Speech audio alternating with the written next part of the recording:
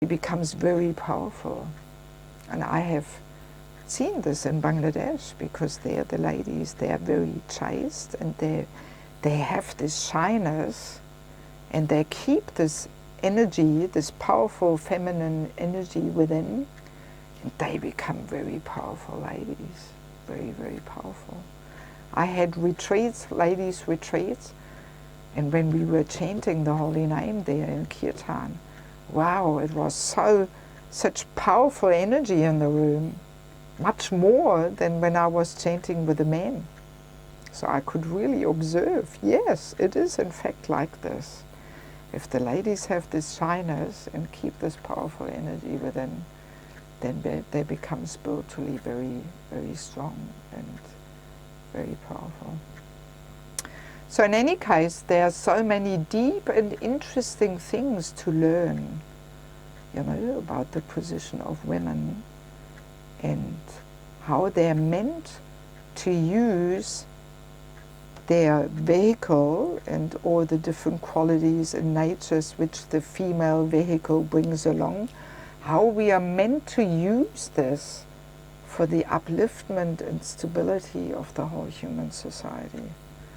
And this is my humble attempt to teach this wherever I have an opportunity, because I'm convinced that only if we get to deeper levels of understanding these things, then we will be able to actually bring Lord Chaitanya's Sankirtan movement forward.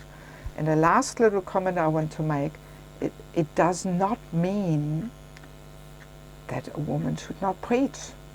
This is a complete misunderstanding. Very often when we hear, oh, women in spiritual culture, we have this cliche thinking. We think, oh, that means a woman should only be at home and roll chapatis. Well, how could I ever preach this? Because I'm not living this. My life is probably one of the most exciting lives, of any woman in ISKCON. My life is a whole adventure. I'm doing so many things, but whatever I'm doing, I'm not doing in the competitive mood, trying to compete with the men, but I'm doing it in the mood of mother. I'm trying to give my energy to the men and make them into good leaders, and I push them forward. So this thing of giving the energy to the men is not only there in marriage, but it is there in all our relationships with the opposite sex, even within management, within a yatra. The women are meant to help the men to become glorious and heroic and become the heroes. And this is how I try and serve in all the different projects where I'm involved, and I get so much good response. And it is a question of false ego. Sometimes, I still also have a false ego, no doubt, and sometimes my ego also gets in the way, and immediately it backfires. I get some unwanted response from the man.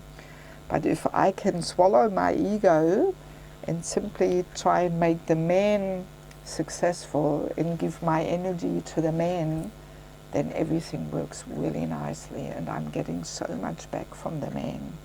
They really respect this, and they really appreciate it, and they give me so much back, and life becomes very sweet and full of affectionate dealings and very joyful. Hare Krishna.